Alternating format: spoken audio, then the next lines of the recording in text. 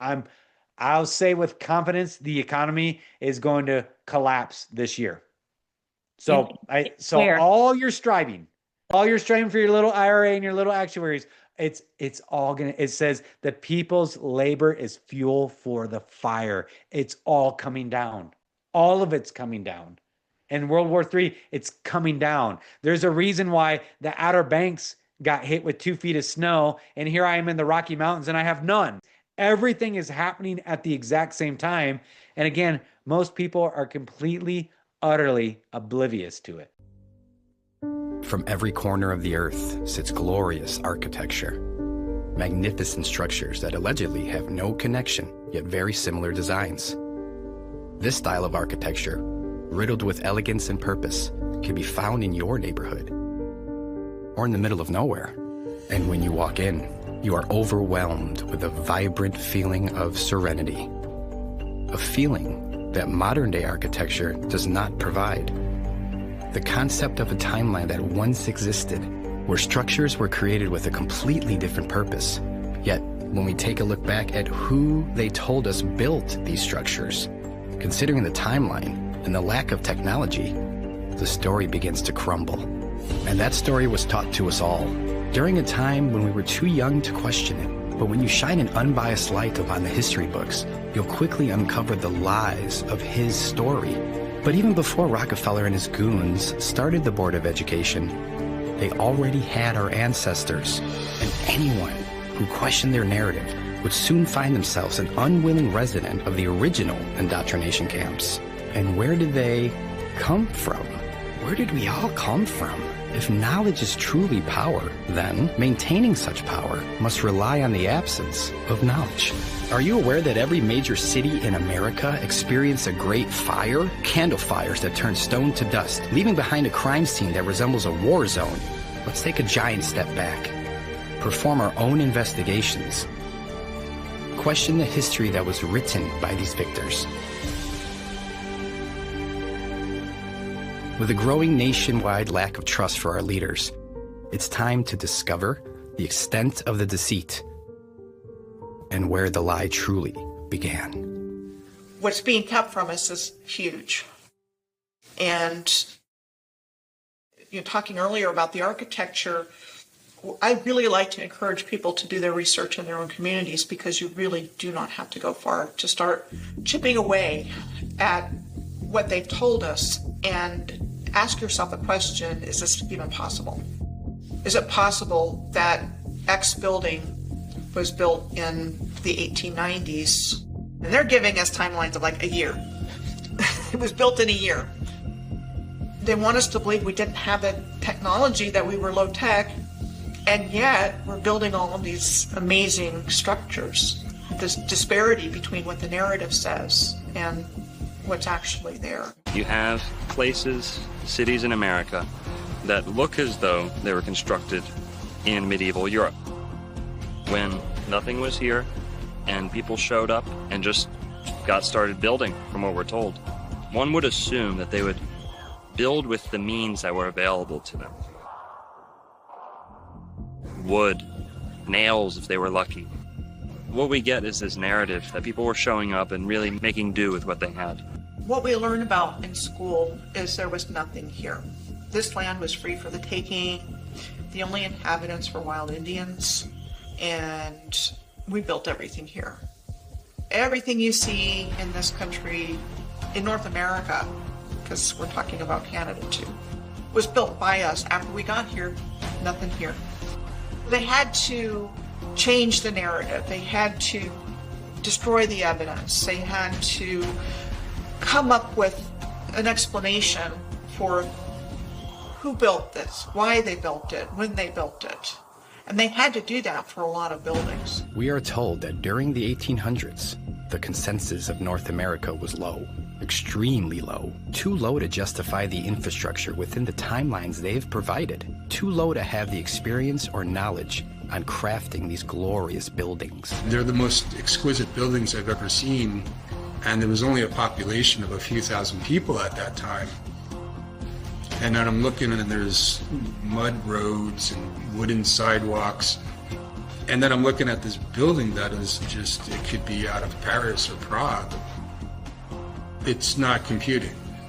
And so I'm realizing there again, there's a whole bunch of stories that have to be dug into, rethought, reconsidered, and in some cases completely discarded.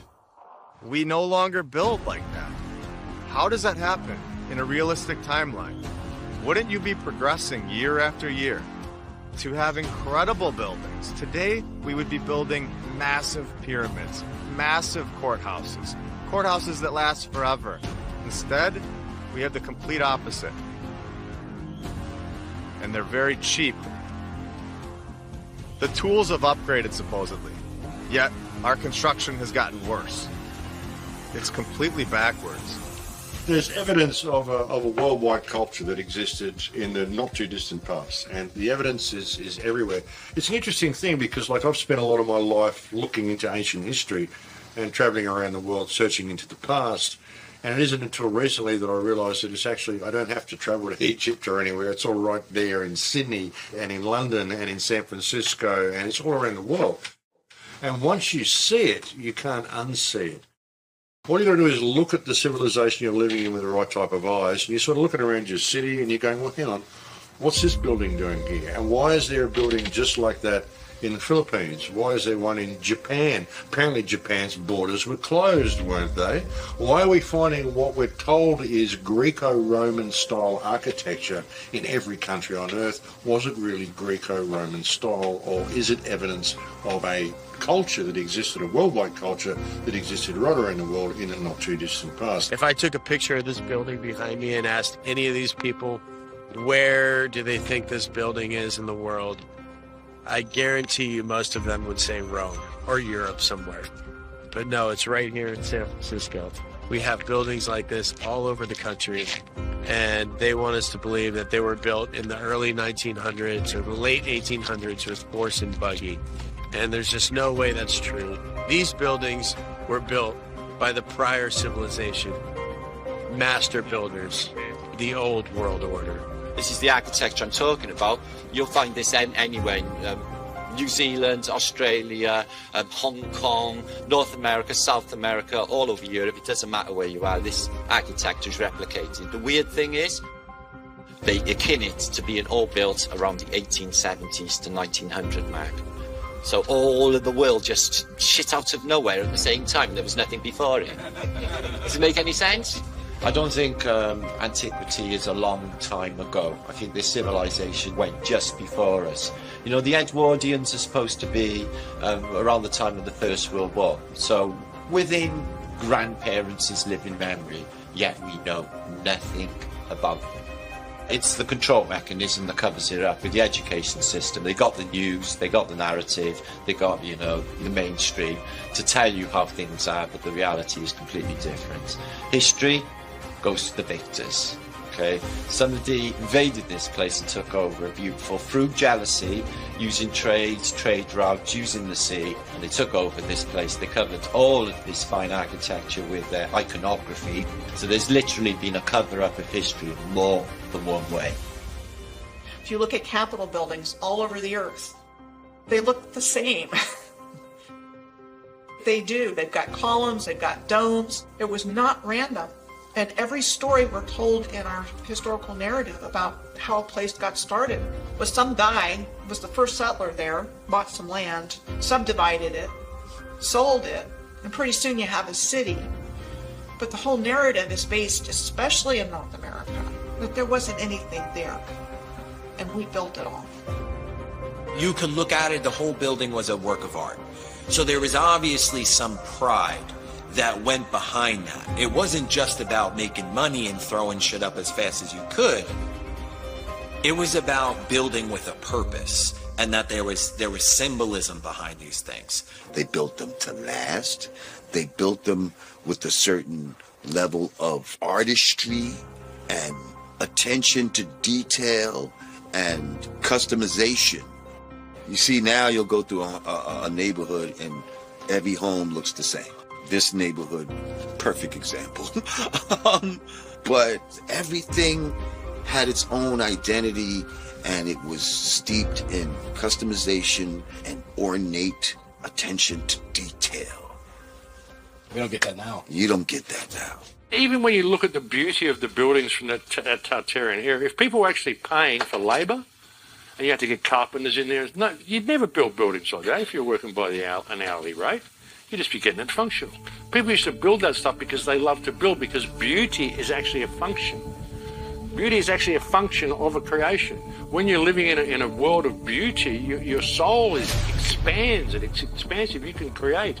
You can become all that you can be. And if you can become all that you can be, you sure as hell don't need rulers. So that's why they don't want you to know about any of this sort of stuff. No, we're at the pinnacle of our civilization now. This is the best it gets. The best we've ever done. Look at the quality of these walls. Hey, fuck that Gothic shit. Look at this. You know? I mean, yeah. When I was like 8 years old, I started researching the pyramids and stuff because no one knew how they were built, you know?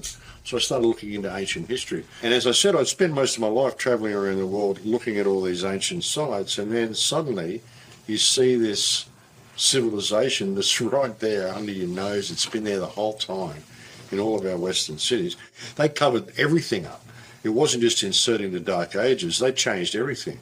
So when we start even trying to piece it together through the history that they've given us, how do we know any of these places are even the names that we're told they are? How do we know any of these things? How do we know any of the history is true? Because it's like they just put it all together and just shuffle the deck and throw it out to a bunch of countries and name them whatever they want. So it's become extraordinarily difficult to try to trace it through any mainstream history records. All we've got to really go on is the architecture itself. It wasn't thousands of years ago. It was just hundreds of years ago. Even if you go down to South America and look at some of the temples down there, the edges on them, the beveling on them, this is only a few hundred years old. This is not old ancient structures. These are new walls. I've gone there and looked at them myself. You know, nothing is what they tell us. You know, everything is a lie. It's just how big the lie is. You know, and the bigger the lie is, the easier it is for people to believe it. There's a lot of architecture in the world today on every continent of buildings that are much, much larger than you would think people of our height would build. And so I gave the example of the Supreme Court building in Washington, D.C. as being one of those buildings. The Basilica, the National Shrine at Catholic University in Washington is another example. A huge, huge building. Look at the Texas state capitol. It's incredible. You've got these pillars around the whole area. It's kind of the same thing as the Vatican. I do wonder about Iolani Palace. How old is it? And one thing to look at is it took them 2 years, from 1880 to 1882. How did they build that beautiful, beautiful building? Was it building here longer? Was it here before Captain Cook? There's no construction pictures and there's none of that stuff. So no power tools, horse and buggy. How is that even possible? When you have St. John's Cathedral in New York City, that's not a style of cathedral. That's the real McCoy. Could you imagine that being built today? I think that everybody would go crazy. They have no legitimacy whatsoever, except to trick us and convince us that they do. And that's how they've managed to get away with this. So they could insert themselves in and set themselves up as overlords. Stone building is not just something you can pick up and teach a convict in a matter of weeks, like we're told about Americas and Australia. Truly, that's how we're told these countries were built. Just extremely sophisticated and technical engineering involved. And you know, there's so many questions that come to mind. How'd they do it? If they were our size, how could they even accomplish this with the technology we were told we had at the time?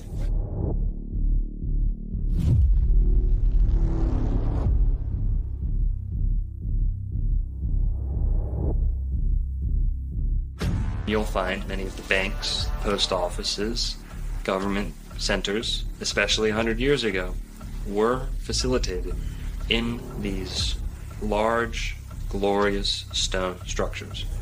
So, number one, the rulers wanted the stronger, more durable, more imposing structures for themselves. That sends a message to the people you're ruling over. We're going to play a little game here with two alternatives, right? And you or I, whoever the person deciding between these two is, I'd like for you to pretend you're a world leader. You're not a good one. You're evil and you'd like to rule the people underneath your thumb.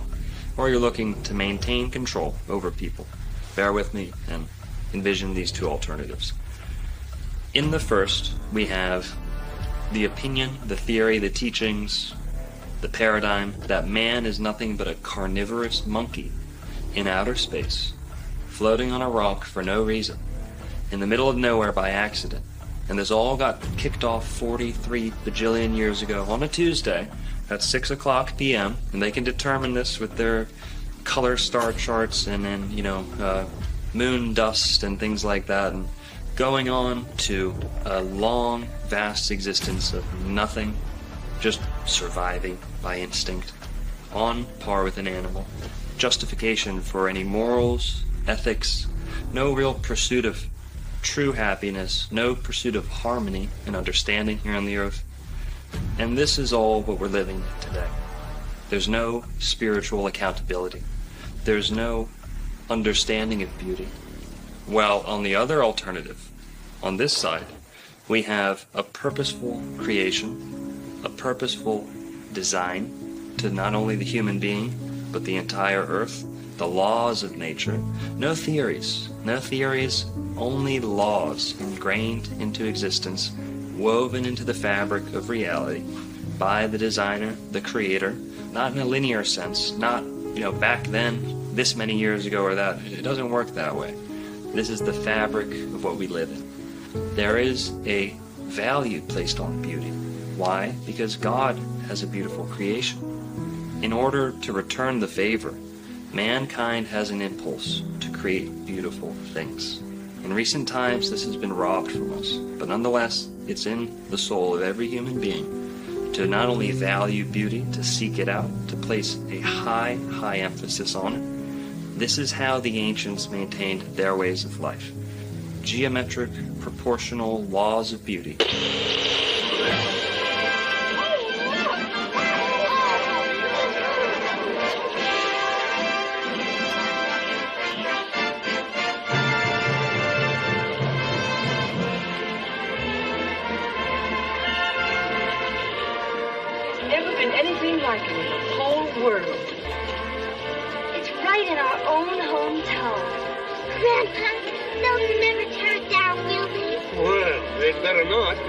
Well, they didn't tear all of them down.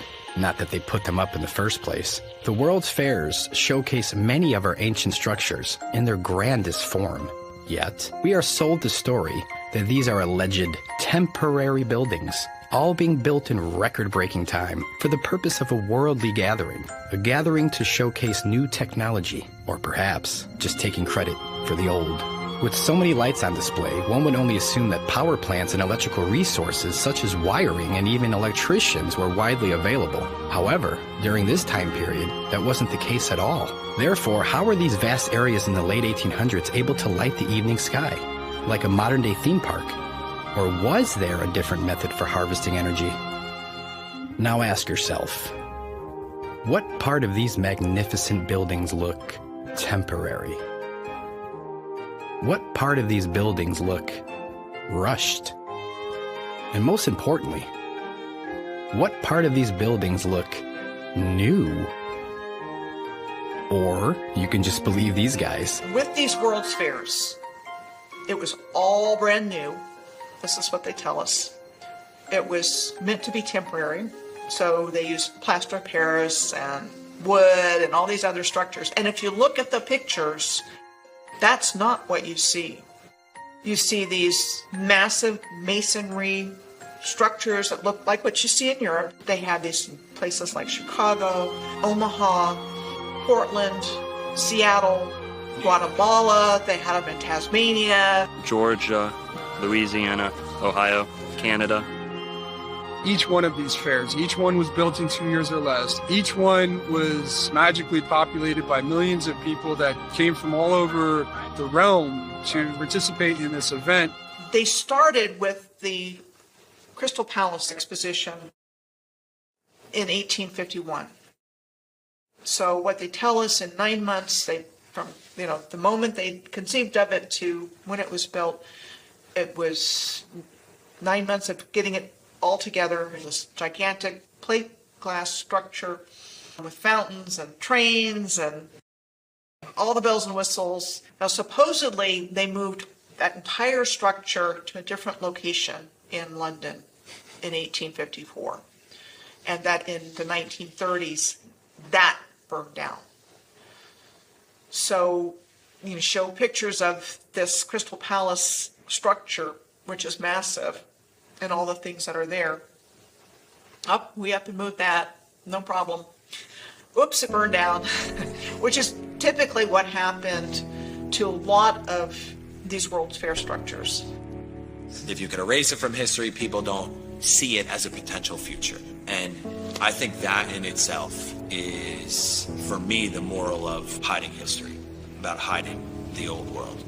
It just doesn't make logical sense to me to build something so grand and then just destroy it. Really, those was an excuse to take existing infrastructure, build some little bullshit around it, and then when you're finished with your so-called fair, it gives you an excuse to tear everything down and nobody questions you. They might have built a couple of these buildings, and you can actually tell the buildings that they built because they look like dog shit.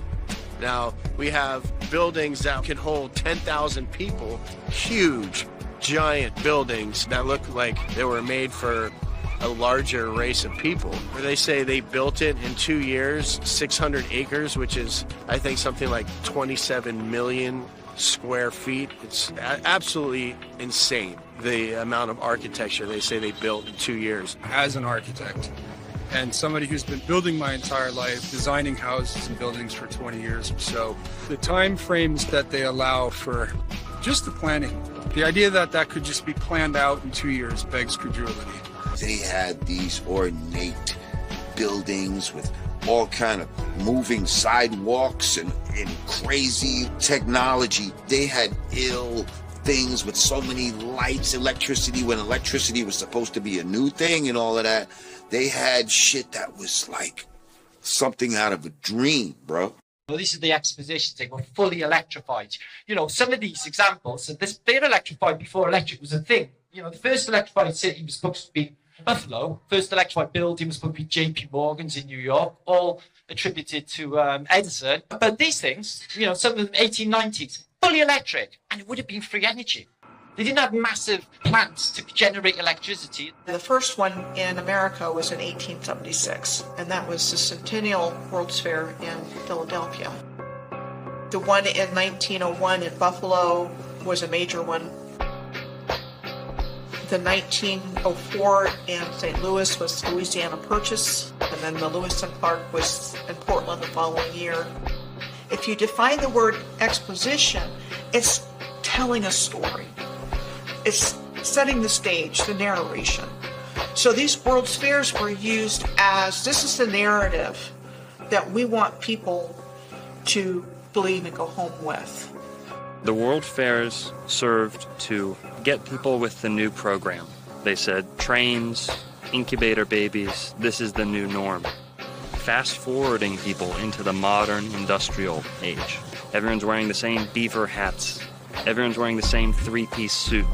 It seemed like individuality had ceased to exist.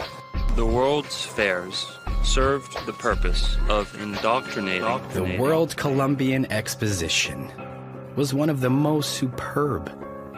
In Chicago, Illinois, formerly known as Chilaga, had some of the most beautiful stone masonry in the world. The area was nicknamed the White City, as each building was strategically painted bright white in an attempt to hide the inevitable aging of the structural entity. The mainstream narrative would lead you to believe that these megastructures were designed by the most educated and experienced architects. Right? The architect, you didn't have any formal training? What on earth would give you that idea? Isn't that what the website said, right? Your website. Your website said that the architect of this building has no formal training. Here. I find that implausible. This is your website. We all do. That's why. I'm not sure if there were even any schools of architecture back then. How did they know how to do this, though? That's what we're asking. This is not built for dinosaurs, the Field Museum. It was built for something else. It's not to show off the fake dinosaur bones. It was for something else. When you walk inside, you can see the doors are much bigger than the size we are. It's nothing like what we build today. The Museum of Science and Industry, which was the arts building, the fine arts building. And they make the argument that that was a temporary building like all the others, and the public liked it so much that they rallied to save it. So what they did is they went and rebuilt it out of granite and marble and copper and all the permanent materials that we see now. I think these are children's stories that they give us. I don't understand at all how serious-minded people can accept a story that says this building was built exactly as we see it now, but with temporary materials. And then because we liked it, it got rebuilt out of granite and marble and copper and glass. To me, that defies explanation and is much more of a fanciful tale than the idea that that building was already there and was repurposed for a fair. This one connects to the Shed Aquarium, I guarantee it, and it connects to a lot more buildings around this area. And it's not just here, it's in every single city in the world. You know we on top of water. We're on water. We on water. So we on top of water. You go in the basement, you will hit the water, hit the wall, and then sometimes when it rains, because the sewer be flooded sometimes, the water come in the basement, flood the whole basement. Oh my God. Thoughts on that? That's exactly what we're talking about. Before we leave it, press them on that. What do you got on that? Okay, so there's massive tunnel systems throughout all of these buildings everywhere in the world. Yeah. So you're telling us right now that there's tunnels. Basically, there's a basement here. This building is much bigger than we can see on the ground surface. It's a basement. It's a basement here. When the war you hit, when you go in the basement, we do rounds. What we call our rounds called the ground level, and then we got upper level. Okay. So we go downstairs to certain hallways. You will hear water hitting the walls. Wow. You have seen the tunnel systems underneath these buildings? According to the information gathered from my grandfather, who got here in Chicago in 1969. Well, before that, as far as for what we have here from museum we're in now, from the Field Museum to the Shed Aquarium to Soldier Field, there are the pathways underneath that are all connected. It's like if you go to McCormick Place, if you go, they got the little tunnels over there too, because they be flooding over there too. Really? Yeah. So it's connected, you think? Yeah. So this whole campus, the whole campus is connected. And there's tunnels. I was told there's tunnels, you know what I'm saying? It's like the tunnels along the lake that you can go down in, and then it leads you into like a little path. But you know, I heard that from somebody that he was working for 43 years. Really? Been here for 43 years. He been here for 43 years. He retired, I want to say, like last week sometime. Have you ever been in them? No, sir. They won't allow access to the public. Okay. And then they only allow access to very, very few of their actual workers here. So you think that dirt in that picture downstairs, you think the dirt is actually there and we put it there to cover up this building, to make it look like it's not as big as it really is? That's a good one. That's good. I feel like we did though. I feel like he made the picture to fake like. I feel like the building was here already. What do you tell your child when you're coming to a new location and they're asking you questions and you have no answers? You will start to create so that way you have a way to answer those questions, or your child will grow up with no answers and forever seeking. So now we're here to give answers. There you go.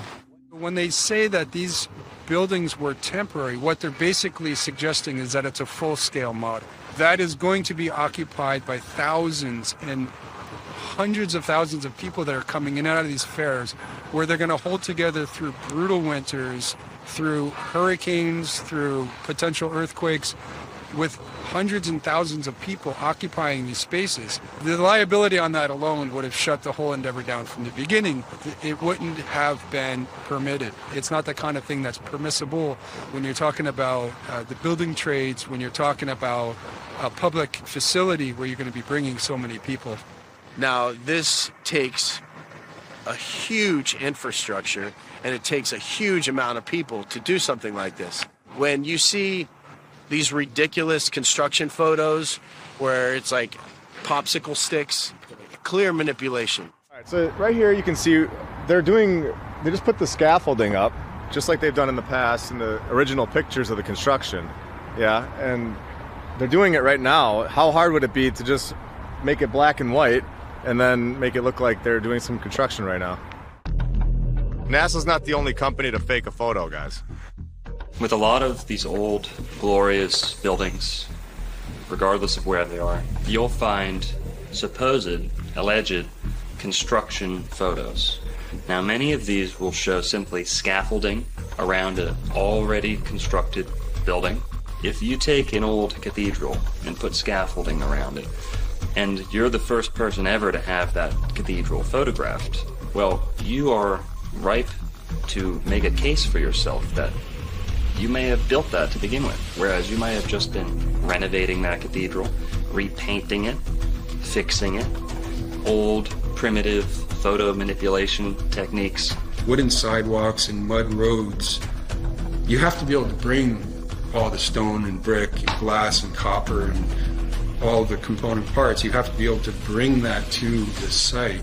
And so just the roads alone, like you can scratch and sniff any aspect of this and the story starts to crumble. But if you're printing these in books or you're presenting them like on maybe a TV documentary, let's say, and it's just an image that's going to come and go, and 99.9% of people looking at them are not even going to scratch their head. They're going to just say, well, there it is. There's the construction photo, and I don't need anything else, because why would I question that? That's absurd. Also, you'll find good old-fashioned cut and pasted, someone with an X-Acto knife out in a early primitive darkroom slapping together photos that actually don't belong together to begin with. This technology of its day was a sure way to make multiple images and combine them into one. There was no way the rewriters wouldn't need this for faking construction pictures. And no, it's not Photoshop, but the layering process is very similar. Victorian photography manipulation, using pencil markings and scraping techniques to draw, erase, and touch up any image desired. The easiest way to achieve your goals is to have a white background that you can remove later in the darkroom. Not uncommon for others to create trick photography and show off their masking and etching skills. For back then, this was the cutting edge of the start of this fraudulent society they've built. They take an already completed building and they whitewash the skies. They call it vanilla skies. They'll blotch out the sky and cut away from what they want to leave in the photo. They can cut away what was there and replace it with a gray or white vanilla colored sky. Vanilla sky, where the background is cut out and you can see the crop marks, you can zoom in and see where the edge of the building there's a little bit of a blurry edge. The sky that would have been the background has been disappeared. It's like, well, why would they do that? If you see one construction photo that's off, where they've painted in scaffolding, or they've taken out backgrounds, you have to stop. Why did they go to the extent to do this? You have to ask that question. And if you see hundreds of photos that are done this way, you have to realize this was an industrial scale effort to create a narrative. Exquisite masonry buildings were built in 1 or 2 years. These take time. I mean, you put 1 or 2 years just into the planning. Well, before that, you have the engineering piece, you have the design. You're not just getting a bunch of artists and builders together and knocking these things out. There's architects involved, so there's the design. Then there's the engineering of it. All of this takes time. These buildings are years in the making. And especially when you're crafting every single corner of it, like what we're seeing every doorknob, every cornice over a window is celebrated. And this is why the architecture is so beautiful. It's an architecture of celebration. You have to ask yourself this. Why is there such a lack of construction photos from the inside of the buildings? The outside's incredible, but the inside is built like a palace. There's such a lack of photos from the inside of these buildings, and they're incredible. When you had the Kleksinski building in Chicago that took 14 years, and then you come back and you look at the one before that, the Federal building, built in 7 years. How is that possible? They're not going to be able to bring these things all the way up to the top, get these people that have no training and actually create this amazing thing that lasts forever. In a timeline where they tell you they were riding around on horses and wagons, where this should not be accepted. It's just not going to happen in the amount of time that they're telling us. We know people cook the books in other areas. We know people have manipulated photos for the sake of deceiving people, just like NASA does. This isn't a new thing. It's an old thing, but it's still being done today. You find photo manipulation. Now, CGI, the techniques have developed substantially. But back then, they thought they were at the cutting edge. They didn't think that they would be caught on to. Or maybe they didn't care. Like, by the time they figure this shit out, who cares? We'll be long gone, and who cares? They have their stories. Everything has something to explain it within the last 100 to 200 years. I even called the Illinois State Archives building, and they didn't have information on their own courthouse that's located within 1 mile of itself.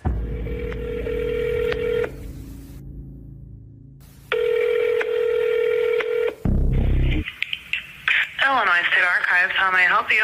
Hey, I was just transferred to you because I was looking at the Supreme Court when it was built, and I was just trying to find like records on it, and it said it was saying like on their website it was saying that it was built in like a year. So I was just trying to figure out if that was true or not. I would have you tried contacting the Supreme Court? Yeah, and they sent me over to you guys. Okay. I don't know what we would have on the building itself. Let me look here. Yeah, it was saying on their website that it was the keys were given over on February 4th, 1908, but 1908 they also said that they were moving out of the old state capitol building, so I don't know, 2 months, it doesn't sound right. Yeah, that sounds kind of odd. Let's see here. I don't know if we have anything on the building itself. The stories that we've been told are basically just that. They're stories that we're repeating over and over, and we're just regurgitating what they've been telling us. You could either choose to believe it, or you could choose to research and see the truth, that these are buildings from the past civilization. I'm standing in front of the sunken ship parking garage, which is in the exact spot as the Occidental building. Now, the Occidental building was built supposedly in 1882 and was destroyed in the Great Fire. That was that giant masonry, massive 3-4 thick wall of just solid brick and stone that was somehow burned down in a fire. So this is what the modern era rolled out for us. We have the sunken ship parking garage, which is just kind of a thumb in the nose of this world that we're living in now. Yeah, salt in the wound, but I think it's just good that we remember the past and know what used to be there and the glory of the old world as it was. On a lot of these old glorious structures, you'll start seeing old cheap banners, signs just kind of get slapped on to these old glorious stone buildings. They simply don't fit together.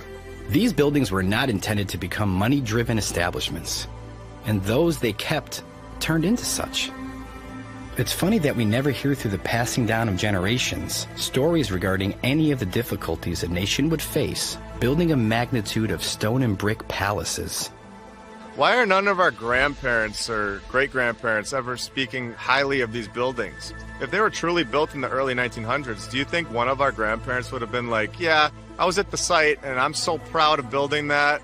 Or my friend, I knew somebody and he was over there building that building? Not one time. Does that sound odd?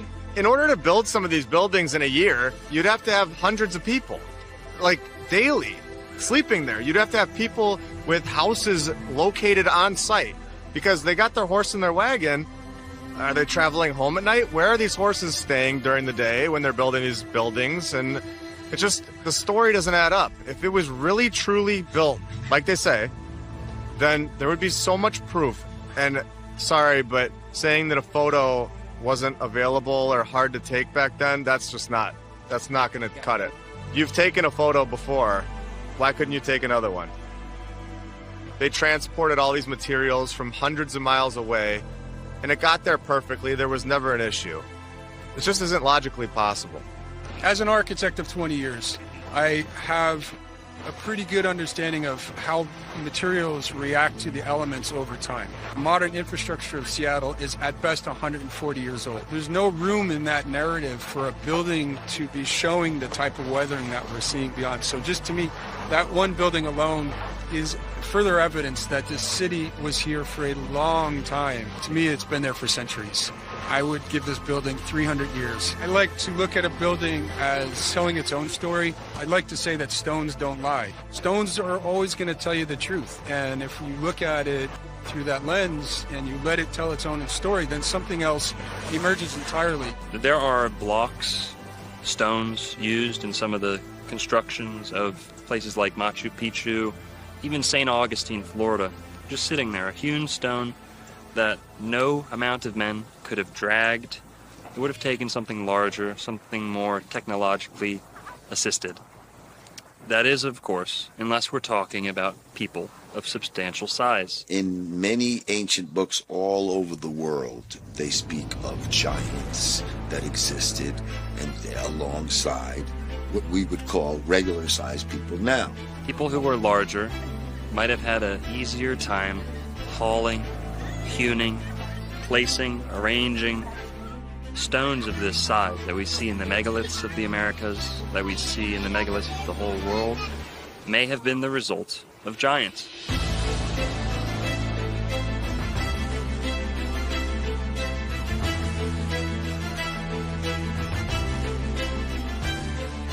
If you're using critical thinking, it just doesn't make any sense as to why build at such a large scale for people our size. That's the weirdest part, is when you have doorways in random buildings that are too big. They're 20 feet high.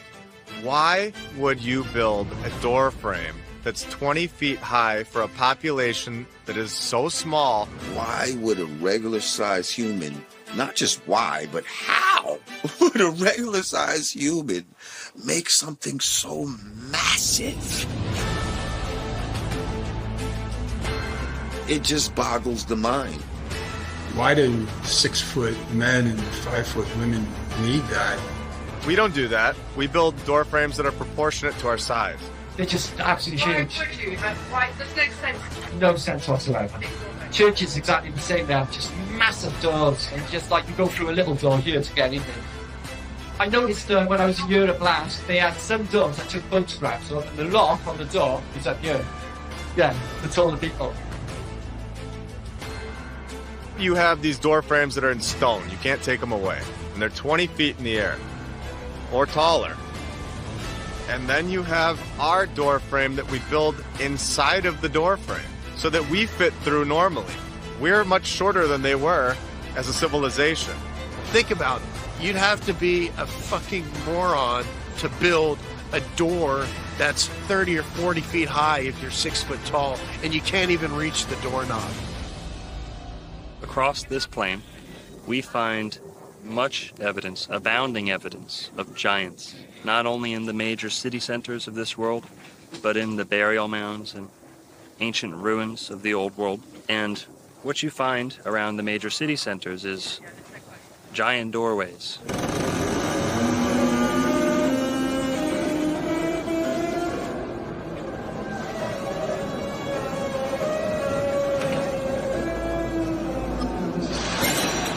We had giant books. We had giant helmets. We had giant knives, giant samurai swords, giant rifles. We had giant shoes. We had giant crowns. We had giant typewriters, giant bells. Giant this and that, things that don't seem suited for the average-sized person, even on the taller side. It just doesn't make sense. And to think that large communities of people got together and built structures that were excessive, costly to begin with, but then you're adding the factor that they're building for a greater size than they need.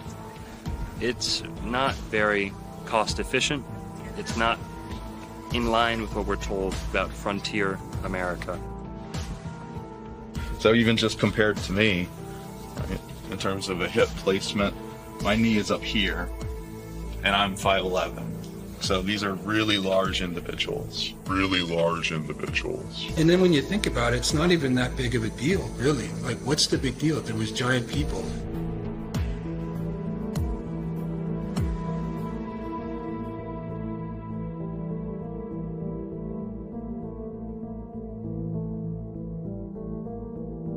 I mean, I've seen some of the unearthings of skeletons of giants and all this type of shit.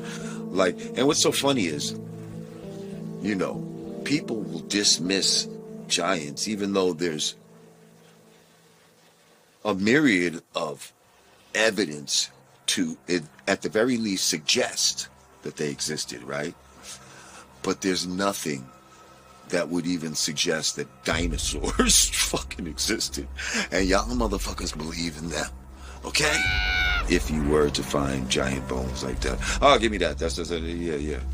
That's the femur of a velociraptor. Get the fuck out of here. This is bullshit. The Smithsonian Institute has the bones. They found this at Cahokia.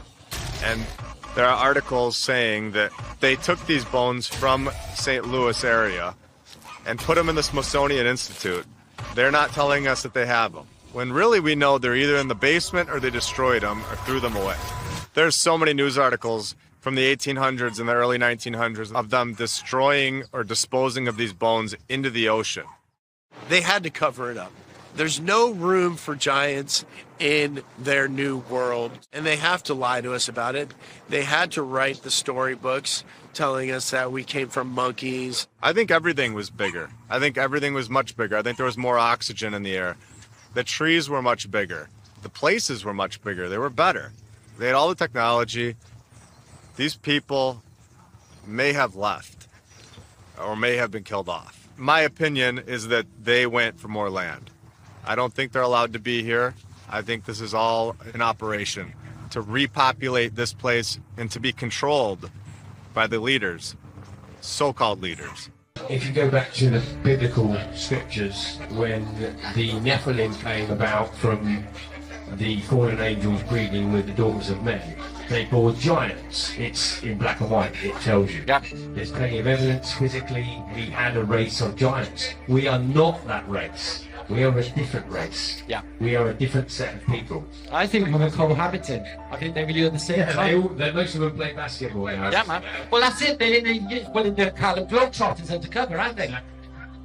Talk of the Nephilim going into, you know, having sex with regular people and creating some sort of mutants and all of this type of shit. Training Shaq's grandpa. Yeah. You're right.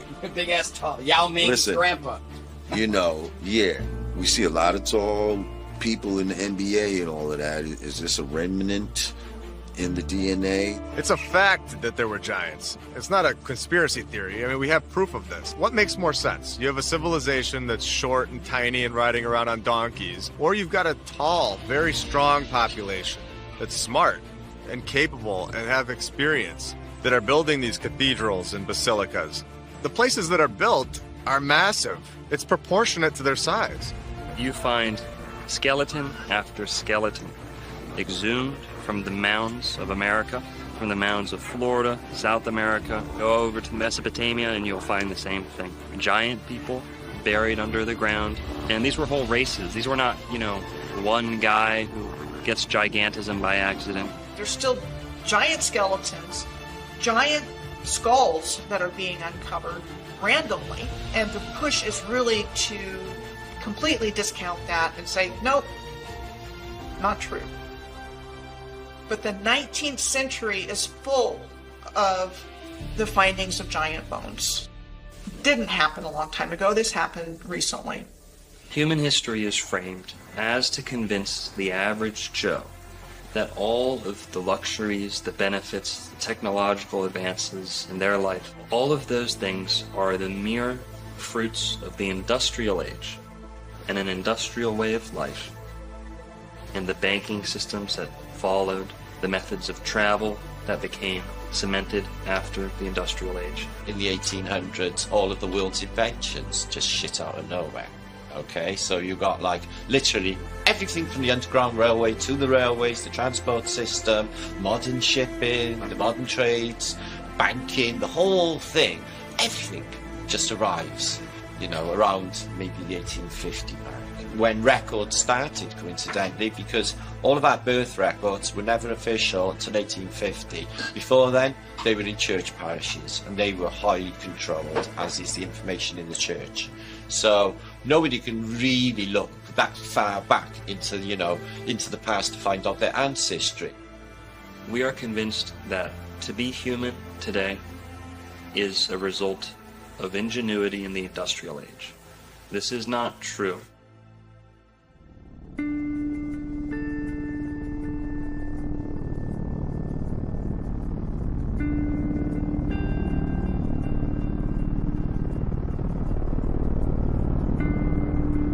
Another element of history they've conveniently helped you forget about. A luxurious form of travel that was promptly removed from our skies. Airships are the oldest form of air travel. They're the most time-tested. Now, they've been taken out of circulation. A lot of people have the false impression, misconception that if you were traveling on an airship, you would be confined to the little cabins that were suspended from the bottom. You know, like the pilot's cockpit. You'd probably feel a little iffy about those coming down, being on the bottom of the ship. It's coming down, you look like you're going to get smushed. Well, that big blimp is not just a balloon. In many, many airships of the old world, you had access into that large cavity of the blimp. And there were restaurants, there were bars, there were dance halls, things like this. This is all a matter of fact. Why would they build such a big thing and not put anything inside? So it's basically like a cruise, but a comfortable cruise where, you know, you're not sitting in the bottom part of the airship where they normally show you on a blimp. You're sitting in the airship. It's a beautiful place. A beautiful, easy, graceful method of travel flushed down the drains. They're actually safer than airplanes. And what we had was a mass media event in the form of the Hindenburg, which actually scared most of the world's population away from ever getting in an airship again.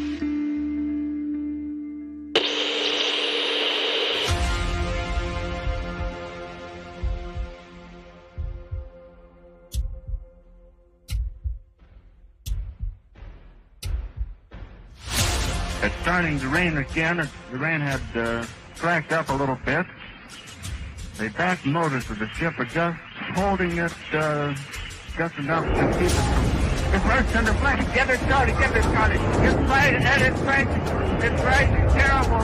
Oh my, get out of the way, please. It's bursting into flames, and it's falling on the mooring fast, and all the folks between it. This is terrible. This is one of the worst catastrophes in the world.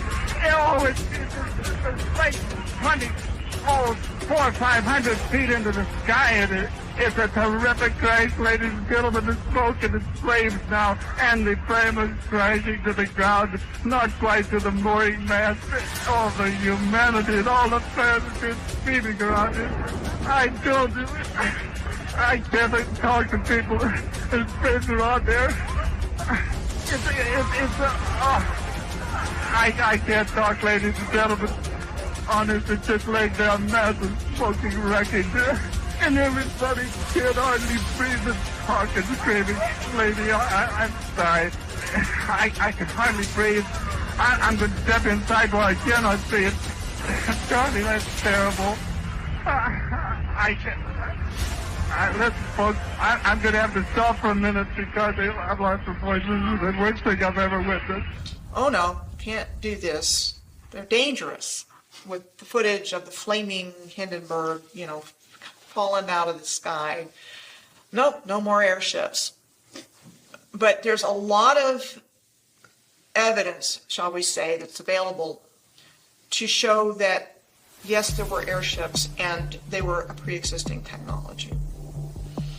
And one of the ways that they get rid of things is to say, like, it's unsafe, safety hazard, we can't do this anymore. And I don't want to be flying in that again because there's just fire up in the air and there's no way I would ever travel in that again. So I'd rather pick to be in an airplane. Let's stick with our helicopters and our airplanes, and we're going to can airships. What's a more tranquil form of travel? Airship or airplane? You can't tell me that everyone isn't terrified getting up on that tarmac and taking off on an airplane. On an airplane, you're stuck. You've got 60 to 100 people stuck on this little plane. You can't travel that far with the tanks that they have. With an airship, you can travel very far, and you can travel with a lot of people. You could take mass amounts of people to these other lands that are much further than we could ever imagine. The airships of Germany were touching down in Opelika, Florida for years. And Glenn Curtis, the man who opened up that Opelika airport, is a man embroiled in scandal. So if anyone's telling lies here, it's those guys. Glenn Curtis was nicknamed fastest man alive for breaking top speed records on a motorcycle using gas engines. And he helped push gas as superior to steam and other techniques. He started slapping gas engines on airships too, and he helped get them off of other methods. Then he did the same thing with airplanes in direct competition with the Wright brothers. He tried to steal the Wright brothers' patents with the help of the Smithsonian. Towards the end, they started filling them with dirtier gas, trying to get them to be gas propelled. That was not the case. Many of these were steam. In some instances, just like a submarine. They can try and hide this from us a little bit, but you, the viewer, can go and look this up for yourself. The blimps were a lot more sophisticated than we're told. And going back to the comparison between airplane and blimp, they can literally and metaphorically bottleneck the costs of travel by only allowing so many people on to this tiny little tube that's traveling so fast, so dangerous. We'll let this go by. Speaking of modern day airplanes, you can only fit maybe a couple hundred onto an airplane when you could fit a couple thousand onto an airship. Number one, it's graceful, but number two, you can fit way more people. You can have way more facilities on that. It's like almost like a traveling city. So the airships provided something that airplanes don't. They were safer in terms of the speed of travel, the danger of landing somewhere you're not supposed to. To think, if your fear of flying is caused by open waters, in the case of an emergency, you would now have a way to safely dock on a boat. And a fear of landing could be comforted by a slow docking airship. Things like the Eiffel Tower, which we were told was built for a World's Fair, but there's Eiffel Towers everywhere. This will give you an opportunity for a balloon to come in to your city and moor up, and you get straight out, and it delivers you to the place where you want to be. Now, don't think this is beyond the bounds of possibility. They actually did it. Hindenburg used to couple up to the top of the Empire State Building. The doorway would come out, gantry would come out, and everyone would climb out of the Zeppelin into the Empire State Building. And they've done it in LA, in Chicago. These balloons were the transport of the day. Believe it or not, it was not uncommon for people to fly their airships straight into downtown New York City and to dock those airships in the steeples, in the finials, the towers, the spires of places like New York City, Chicago, major cities in Germany, England, you name it. Airships were docking. They would offload people into the tippy tops of buildings. I think that there was more than just airships. I think that the technology goes further than that. I think that these things were much more powerful, and I think that they went further than we can ever imagine, to lands that we're not told about. Behind the scenes, they are still making these, but we wouldn't have access for making our own. If you wanted to build an airship today, you can't, because NASA owns 99% of the helium. The tech back then was possibly even more than what we have now. There's videos in the 1930s, 1940s of hoverboards and portable scooters that ran off of electricity. They used to have self-parking cars. Right when photography was invented, you have these electric trolleys running wireless around cities. 20 years later, they'd all be breaking down, then went on to wires, then went on to the slower Edison electric grid.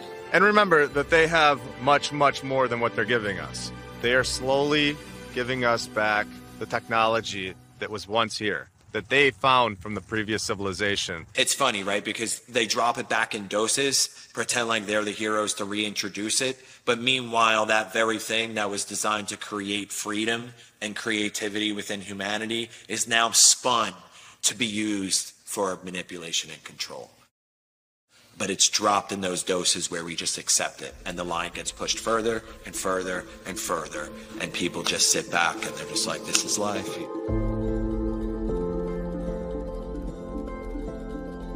Wireless energy, powered by the ether, existed way before big oil. We all know how dirty the oil companies are, but to think about the things we could have if they never existed. An oil refining process was invented in 1854 by somebody in Pittsburgh. By 1870, John Rockefeller and Henry Flagler established the Standard Oil Company. And so it was like they needed to get a replacement energy source as quickly as possible. And they got it from this mining of resources. Back in the 1800s, mainstream academia had 18 additional elements on the periodic table of elements, ether being one of those, right? And somewhere along the line, when Albert Einstein came out with his theory of relativity and started doing lectures across the country and the world, that anybody that spoke about ether at that time was completely, like, their reputation was destroyed. They lost their laboratories, they lost their teaching jobs, like what we saw in 2020. A lot of times they'll leave the breadcrumbs. A lot of times the truth is in plain sight. So with that, Benjamin Franklin sending up the key on the kite, that's essentially you, the average American, sending up their drone with a copper wire and harvesting electricity straight from the ether. I think that the ancients understood very well that the ether is real and that there's ways of channeling atmospheric energy, earth energy, and I think that they built their buildings with this in mind. If we had access to free energy, I mean, imagine if you could just walk into the forest anywhere you want and you could just put up a little device and a resonator and you could build yourself a castle and just do it, levitate stones and just create a kingdom. Well, that's not very good for Joe Biden. How's he going to tax you? How's FEMA going to work with you in that situation? And how, that's why it's so dangerous to them.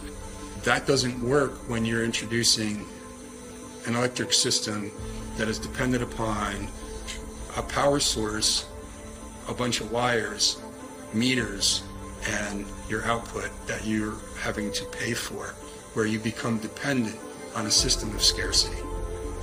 This old way of doing things was based upon a system of abundance and plenty, because there's no end of the energy that's all around us all the time. There's another way of doing things. We don't have to live in this way of constant crisis because of constant scarcity. We can break through it, and I think that we're on the verge of rediscovering this knowledge at a very curious time where the old system is actually falling apart. Everyone knew there was an ether. Most buildings were constructed in that manner until they came in and started destroying things and indoctrinating us. You go through and you start finding these correlations, you start finding how the free energy worked, what the power stations were, how all these places have got these certain buildings and fountains and certain copper top roofings and all the stuff for landing sites, for flying machines, and you start to see that all of this stuff is way too similar all around the world for there have not to been a single culture. Many times these towers held old world technologies, such as bells, which would send out resonant frequencies into the community beyond. So many photos of bells being rounded up all over Europe. We're living in a time where we're waking up to what we so recently had. The pipe organ is a healing machine. That's why it was integral to the construction of ancient Gothic cathedrals, the organ was the centerpiece of the church, of the cathedral. Now, around the building, up, down, around, beneath, you had pipes and essentially speakers blasting this music into the cathedral. They placed these beautiful organs under these stained glass windows, which were treated with lead and specific properties. And these, they work like car speakers. They augment the resonance and the sound out into the ether outside. So everyone outside in the community is invigorated, is on a higher state of consciousness, literally being the best they can. And you can see it in the pictures of these people in the day. Everyone is healthy. Anyone who's been around for a full volume, live, authentic pipe organ performance will tell you your bones rattle, your organs start to respond, your hairs on the back of your neck stand up. Walk into a well-made stone cathedral, hear the pipe organ, sit there and saturate in the healing frequencies yourself. Cathedrals are something beyond just a center for worship. They are healing machines. And the pipe organ of the cathedral is just one tiny little finger of this whole realm that we're talking about. You've got starports, which I call a gateway topic because the same structure exists all over the earth, have been given to us as fortifications that were built for these different wars, which made them military targets. And so they have an excuse for why it was built in whatever location. And then they have an excuse for why it was destroyed. So in school, we learn about one fire. We learn about the Chicago Great Fire. In the case of the Great Chicago Fire, there was a lot of fanfare over Mrs. O'Leary's cow kicking over the lantern. The legend is that Mrs. O'Leary's cow in a barn kicked over a lantern and that caused the entire fire. And poor Mrs. O'Leary and her family had their lives ruined because of this. We only learn about Chicago. And I remember going to summer camp and we're sitting around the campfire and it's one dark night when we were all in bed. Bum, bum, bum. Old Miss O'Leary took a lantern to her shed, and when the cow kicked it over, she turned around and said, "There'll be a hot time in the old town tonight. Fire, fire, fire." And we would yell fire louder and louder with each verse, and we do this like 10 times to where it was echoing back to us across the lake. And now when I think about it, it's like how many kids growing up in America were singing this song about this stupid story. What I realize is that it's like an incantation and it's spellcasting. Where did this song come from? It's a story that they wanted the population to come to embrace and believe as part of the founding mythos of the country and who we are as a people.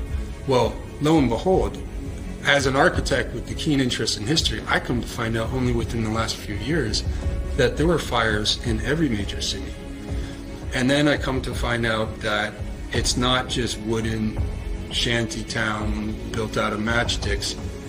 We're looking at city after city after city with photographic evidence showing masonry buildings of the most exquisite type. Philadelphia, New York, Boston. You come down to Florida, Jacksonville, Miami. Every major city at one point was burned to the ground. Believe it or not, these were stone cities. These were megalithic stone cities, ancient metropolises that were burned down as if they were made from wood. Very quickly. Now we can speculate as to what the source of that destruction was. From above, from below, arson, biblical destruction, you name it. Nonetheless, every major city in America, if not Europe and the entire world, saw a great devastation by a fire. You'll see pictures of people walking on the sidewalk like no big deal. I mean, that's subjective, but I mean, that's what it looks like. The pictures are strange. The sequence of events that are supposed to have taken place are strange. So, there's just a lot of clues, if you will, that these weren't random events like somebody wants us to believe. If you look at photos of even the buildings that still exist of the old world, they always give a backstory for why they took them down, but it's just curious why so many towers are missing now. And so Pioneer Square is one of those examples. And this was built in the immediate aftermath of the fire in 1889. Is curious because it appears on a real estate map from before the fire in a fully and intact form. In order for stone to burn down, it has to reach 2,000 degrees Fahrenheit. House fire reaches the temperature of 1,000 degrees. That's half. It's impossible for any stone building to be burning down. The 1800s and earlier fires may have been fake. They try to explain away multiple buildings with fire stories and multiple courthouses built on the same site in just a year with the same architect, and they're just demolishing these buildings. This is exactly why my fireplace right here is made of brick and stone, because it doesn't melt. You got to be an idiot to think that these forest fires are going to be melting brick and stone. Use your head, guys. As they are busy dismantling it in the 3D reality that we experience, it was part of a program to dismantle the old world and shock us into an acceptance of basically the New World Order. And that's why I wanted to speak to you today about the New World taking shape around us, about the prospects for a New World Order now within our reach. It's the New Order, Babylon banging down your door. The war pigs hungry for war. We rally the troops and raise the sword, once and for all. It's the New Order, Babylon begging for your soul. They coming and they want control. Yeah, they coming. We burn their system to the floor, once and for all. Listen, it's time to wake the fuck up.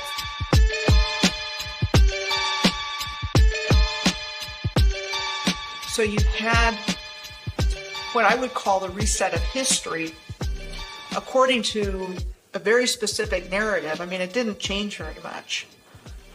And using the media like they do today to publish it, print it, this is what happened, these are all the details, these are all the people involved, we got it down on record. So again, they're saying, okay, everything was built out of wood, like a Hollywood movie set.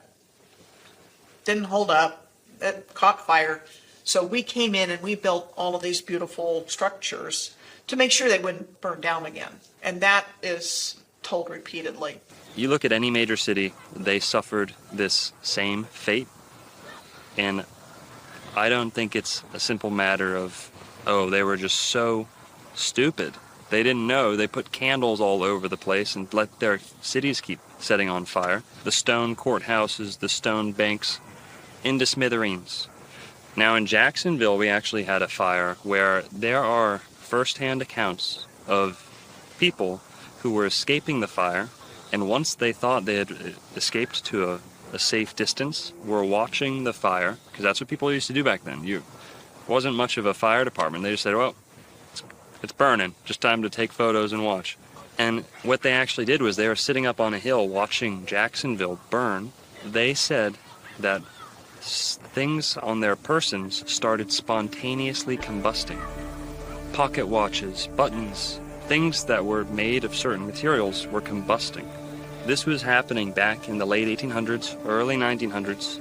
Cities would spontaneously combust with no sufficient cause, no suitable explanation. But they're in a covered carriage. What happens? Materials on their body are still spontaneously combusting, out of nowhere, sparking into flames. Now, how could that be the case if this is a local fire spreading to anything that it touches? These people were hundreds of yards away, if not more, from the fire. There weren't embers falling on them that they couldn't see, because like I said, they were already in the cab. So this is just one instance in Florida, and you can go look up your own city, the closest major city to you, and you'll find this same fate. You look at destruction from World War I, World War II, it looks exactly the same. So these weapons have been around for a long time. The biggest factor to 9/11 was the erasure of evidence. Erasing the evidence of the wrongdoings of the government, the financial institutions, you name it. You had evidence being destroyed. What do they call it? Jewish lightning? For lack of a better word, insurance fraud, destruction of evidence. Those two typically go hand in hand when we're talking about buildings falling down out of thin air.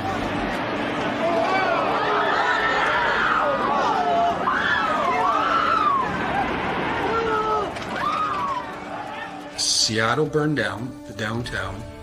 2 months later, Ellensburg, which was at that time a major city in central Washington territory, burned down. 2 months after that, Spokane, which was another major city on the eastern flank of the territory, burned down. And when I discovered that, I just went, hold on a second. Like, there's something else entirely going on in the backstory. It's like they want to get rid of these beautiful structures. And some are still in use, but the ones that are inconvenient to the narrative, they just want gone. And there's also probably a component of the energy grid in all of this as well, because they keep what they can use, they keep what benefits them, and at some point they determine, okay, we don't need that anymore, for whatever the reason. Part of the story of the fires is that the fire chief wasn't in town at the time. He was away on some conference. And so the command structure was broken. So the mayor at the time in Seattle was the one that was calling shots. And he was making decisions that they should go in and make what they call fire breaks between buildings, meaning actually bringing dynamite into buildings and blowing them up. And that's acknowledged. And that's acknowledged in Boston, the Boston fire, in city after city, what's called a tactic to contain fires. And then they often say, well, look back in retrospect, maybe it wasn't the best idea. Well, what was causing these fires and what was causing this type of damage in the first place needs to be examined. So when you have a broken command structure and somebody else is calling the shots, that's really curious to me, because that's the same thing that happened in Lahaina. The wildfires that swept through Maui are the deadliest in U.S. history in more than a century. On social media, people are speculating about what could have caused the fires. One trending theory is that the fires started due to an attack from a directed energy weapon. They're weapons like lasers that use energy fired at the speed of light to damage or destroy targets. According to the U.S. Government Accountability Office, many countries, including the U.S., are researching their use. Yep, they flipped the police chief Pelletier, who was from the Vegas shooting. They made 10 emergency declarations all about Uncle Billy's and all about Banyan Drive and all this stuff. And to believe it or not, the Sunshine Law, where they removed the Sunshine Law or suspended it, it wasn't in these 10 proclamations that they really promoted and really blew up all over the news. It wasn't in any of them. It was in this quiet little Affordable Housing Act on the side. Truly, it does look like only the places they wanted. Safeway didn't get hit. The gas stations didn't get hit. They knew what was going to go where. It's either they did it from the top with the laser energy weapon, like others say, or it came from the bottom. But one thing was crazy is that over 24 hours later, they were still letting the fire burn. The fire was blowing so fast, the wind, it said it moved 1 mile in 10 seconds. Only thing I would think in my head could move 1 mile in 10 seconds. Some kind of boom one time, the whole place. With the fires from Maui, I mean, I've got these rows of cars that are just completely burned. Honestly, none of it looks like a fire. It looks like it's been destroyed with like some weapon or something from an angle. Just completely destroyed by a direct energy weapon. Just buildings sliced in half. You have melted cars. You have melted everything. I mean, it just completely looks like a war zone. Send a laser from a directed energy weapon against the community and then step back and say, oh, that was natural, or too bad, so sad. And all those people are left homeless and they don't get any help. And people aren't being allowed to get out of there. When it's happening, they're jumping in the water and poof, and everything looks like, cars are burned out. And people are going, whoa, what's going on here? And they're not getting any answers. And the current administration also has the slogan of Build Back Better, which was the excuse given for these other great fires. Well, everything was wooden. So look what we did. We built it back with this solid brick. I think what we're seeing now was never supposed to happen this quickly. I think all of these things were supposed to happen without us even being aware of it. I can only think, why else would you want to do that? You know, it gets rid of everything. There's no fingerprints. There's nothing. It's done. There's nobody to talk. They get rid of all the buildings. What stories is there to tell? His story is what they're going to tell. It's what they did tell us. Distorting a timeline, laced with cover-ups and preventing public awareness of our own cities being destroyed. How powerful are these weapons? And when did they truly originate? So this frog should have turned to ash. It even has some ashes on the bottom. It's kind of gray. And it got a little bit on the edge of some heat, but it didn't contort it or anything. It's just perfectly symmetrical, petrified. And it seems mostly hollow, but the skin is totally solid and intact. There have been a lot of people that have been talking about the subject of meltology. And my take on that and other things is that's part of it, it's not all of it. And what I believe is that there was a directed energy attack on the Earth's grid system that blew out the grids. And that caused swamps, deserts, that caused land to just shear off and fall into the ocean.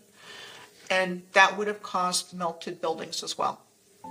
A really good example on top of my head is a place called Red Rocks State Park in California. It looks melted. And there's other examples as well. So my belief is that there was just this massive surge of energy. So that surge of energy could have been from multiple sources and just went through the grid system and just blew everything out. When they came here, this was a destroyed and ruined landscape. And they even use the word ruins to describe things, but they push things far back in the past, like thousands of years or millions of years. And, you know, that was so far back, we don't know anything about that. The Earth was terraformed by a highly advanced civilization. And so things we think of as mountains, like the Rocky Mountains and hills, are actually buildings.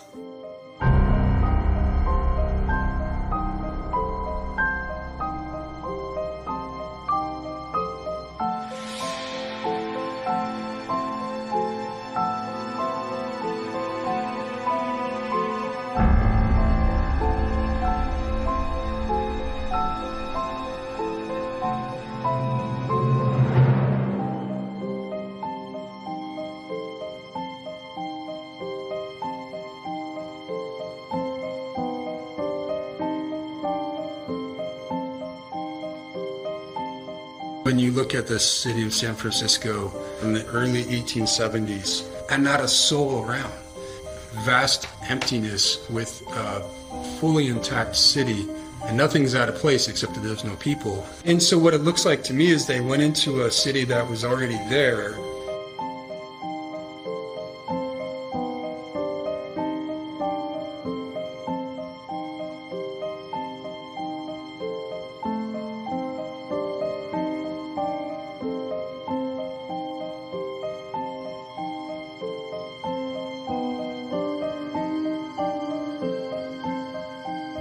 Empty. Nobody around. So odd. Wait, wouldn't the Tower of Jewels be visible somewhere on this map? Remember, from the World's Fair in San Francisco? It shouldn't be, because that was 37 years after this photograph was snapped. Oh, yes, of course. It looks like it's already there.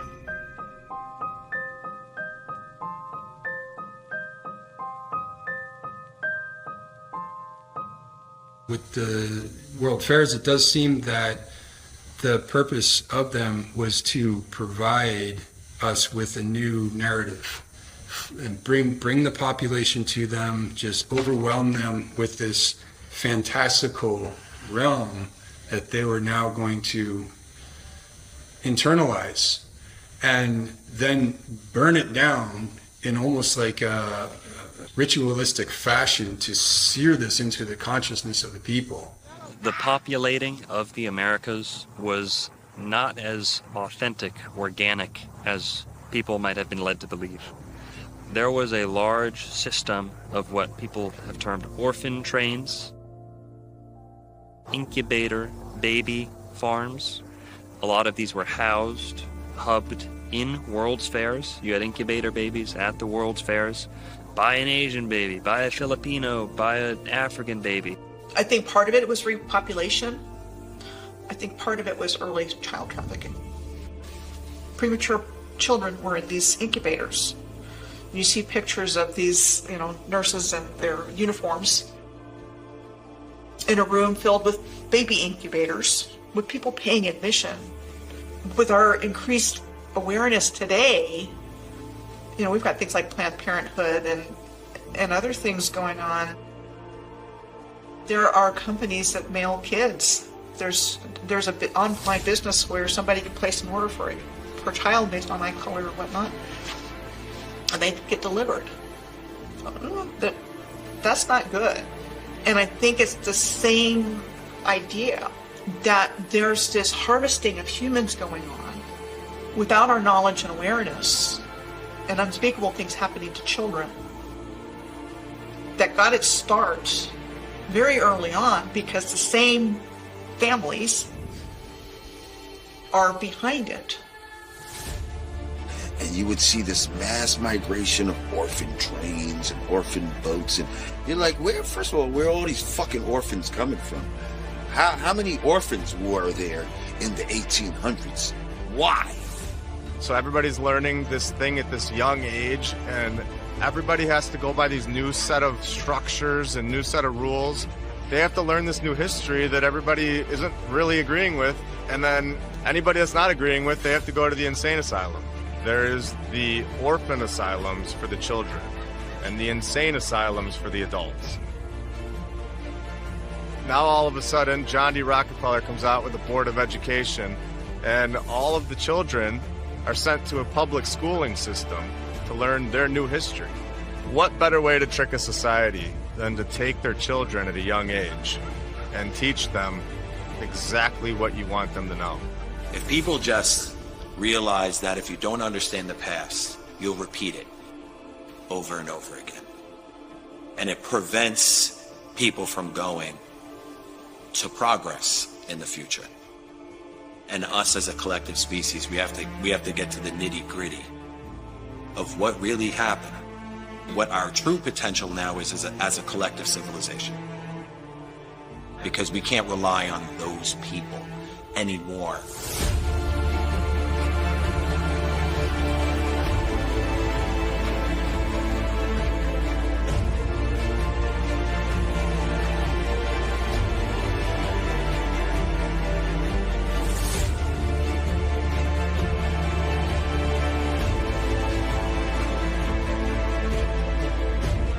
How does any of us know? And I would ask my father this all the time. I would say, Dad, how do you know you have a great grandpa?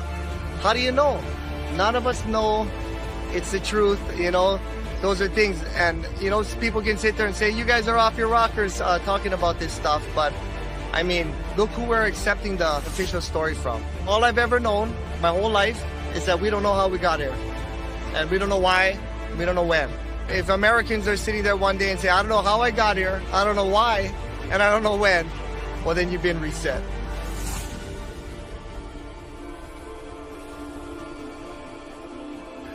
Don't believe what we say. Go out in your own communities and do your own research. There's plenty of buildings that they left for us to examine. Once we can all wake up collectively, then we can come to realize what they have truly done to us.